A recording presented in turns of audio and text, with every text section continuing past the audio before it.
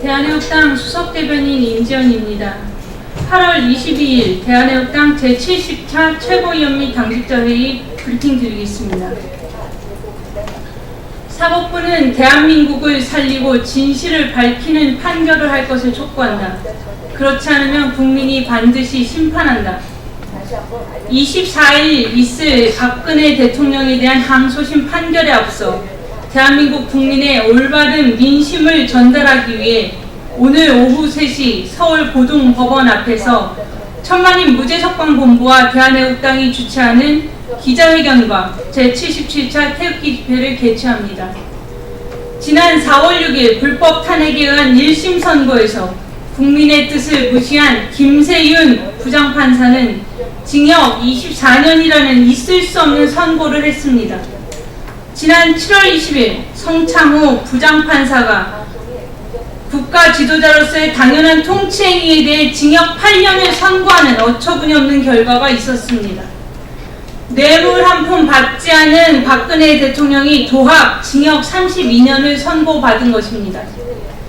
사법부가 문재인 좌파 독재 정권의 친위 부대가 되어 삼척동자도 다하는 박근혜 대통령 무죄를 유죄로 둔갑시키고 정치 보복의 수준을 넘어선 정치적 살인 판결을 자행했습니다. 도합 징역 32년이라는 판결을 내리기까지 악랄한 문재인 정권의 친위 사법부는 틈날 때마다 언론과 방송을 이용해 마녀 사냥을 했고 무죄를 유죄로 만들려고 없는 사실조차 끼워 맞추기를 자행했습니다. 그런데 영원할 것 같은 거짓 촛불 쿠데타 정권이 얼마 남지 않았고 이미 몰락했다는 것을 대부분의 국민이 알고 있습니다. 대한민국 대다수 국민들이 문재인 친위 사법부의 판결이 정치 보복이고 정치 살인이고 거짓인 것을 알고 있다는 것입니다. 그리고 오늘까지 5차에 걸친 천만인 무죄석방 서명부가 전국 애국 동지들의 피눈물 나는 노력에 의해 90만 명에 달합니다. 전국 거리에서 박근혜 대통령 무죄 석방의 함성이 하늘을 찌르고 있습니다. 24일 항소심 판결을 담당하는 서울고법 형사사부 김문석 부장판사는 국민의 목소리, 진실의 목소리, 정의의 목소리, 대한민국의 목소리를 반드시 들어주실 것을 간청드립니다. 대한애국당과 천만인 무죄석방본부 그리고 전국의 애국국민은 김문석 부장판사가 대한민국을 살리고 진실을 밝히는 판결을 할 것을 촉구합니다. 이미 대한애국당 당원과 천만인 무죄석방본부 그리고 애국국민은 법원 일대에서 텐트 투쟁에 돌입했고 더욱 강력한 투쟁도 예고한 상태입니다. 거짓 촛불 사법부, 유령 촛불 사법부, 문재인 친위 사법부라는 불명예를 역사에 남기지 않으려면 국민의 목소리에 따라 박근혜 대통령을 즉각 무죄석방해야 할 것입니다.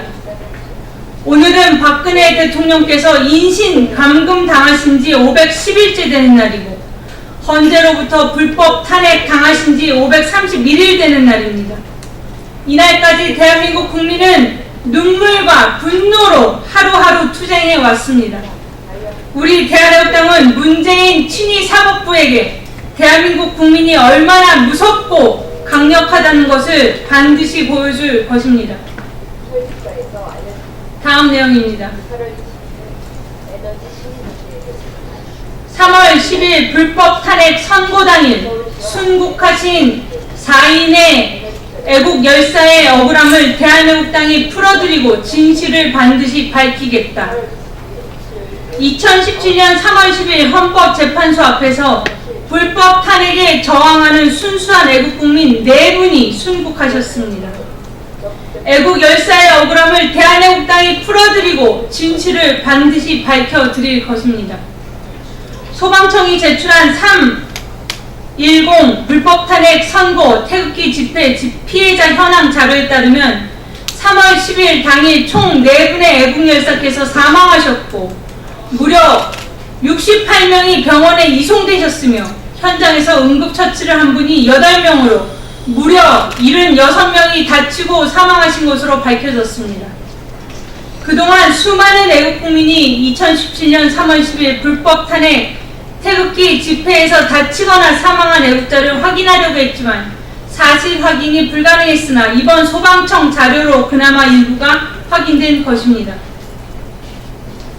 대한애국당은 2017년 3월 10일 태극기 애국운동과 탄핵 반대운동을 하시다가 순국하신 고 고경표 열사, 고 조인환 열사, 고 이정남 열사, 고 김완식 열사, 고 김혜수 열사, 고 김주빈 열사에 대한 명예회복을 꼭 하겠습니다. 2017년 3월 10일 태극기 애국운동과 탄핵 반대운동을 하시다가 돌아가신 분들을 반드시 국립현충원에 모실 수 있도록 대한애국당은 최선을 다할 것입니다. 대한애국당은 또한 당시 경찰의 과잉 진압을 비롯하여 경찰의 집회시위 관리 방침을 비롯 경비계획, 병력 동원과 차벽 설치 등 인권침해 요소가 있었다고 판단하고 경찰청의 진상조사위를 구성해 조사할 것을 어제 국회 행정안전위원회 회의에서 촉구하였습니다. 2017년 3월 10일 당시 집회 현장 주변에 차벽을 설치한 것도 국민의 집회 결사의 자유와 일반적 행동 자유권을 침해한 과도한 경찰권 행사이며 최소한의 한도 내에서 필요한 경찰력이 행사돼야 한다는 과잉금지 원칙에 위배된다고 판단합니다. 또한 경찰의 소음관리 차량에서 떨어진 스피커의 경우 안전성 검증도 없었다는 점에서 명백한 경찰의 책임이며 소음관리 차량에 대한 경찰청 내부 지침 외에 법적 근거가 있는지도 확인이 필요하며 현장 관리도 허술했다는 점도 경찰의 명백한 책임이 될 것입니다. 그런데 2017년 3월 10일 비폭력 무저항 운동을 했던 애국국민들이 무차별하게 탄압을 당하고 현장에서 4분이 돌아가셨습니다. 대한민국 집회사상 한 집회에서 가장 많은 사상자를 낸 3월 10일 집회의 진실을 묻어버리고는 대한민국의 진실을 말할 수 없습니다. 아무리 촛불 세력들이 이 진실을 덮으려고 하더라도 역사에 있어 진실은 밝혀질 것입니다. 우리는 3월 10일 있었던 현장의 목소리를 기억합니다. 조원진 대한애국당 대표도 당시 현장에서 이런 사실을 직접 목격하였습니다. 대한애국당과 애국국민이 3월 11일 희생된 분들에 대한 명예회복에 적극 참여해 주실 것을 호소드립니다. 결코 그냥 넘어갈 수 없습니다. 백남기 농민이 사망했던 사건과 3월 10일 태극기 집회 현장에서 4분이 돌아가신 사건을 비교해보면 분명 무엇이 진실인지 밝혀질 것입니다. 저항 없이 폭력 없이 집회에 참여하시다가 현장에서 돌아가신 분들을 그냥 두고 대한민국의 사법부와 입법부가 무슨 말을 할 수 있겠습니까? 이제는 진실을 밝힐 때가 왔습니다. 어제 행정안전위원회에서 조원진 대한애국당 대표가 이러한 사실을 밝힐 때 많은 동료 의원들은 이 사실을 모르고 있었습니다. 이것은 대한민국 집회 중 가장 비폭력적인 집회를 하고 있는데 현장에서 4분이나 돌아가시는 최악의 참사였음에도 불구하고 국회의원도 모르고 있습니다. 이제는 밝혀야 합니다. 대한애국당은 이제 이 진실을 밝혀내겠습니다. 애국 국민들과 함께 진실을 밝혀 대한민국에 2017년 3월 10일 같은 일이 발생하지 않기를 바랍니다. 마지막 내용입니다. 대한애국당은 사회 각계각층과 연대해 문재인 퇴진운동을 할 것.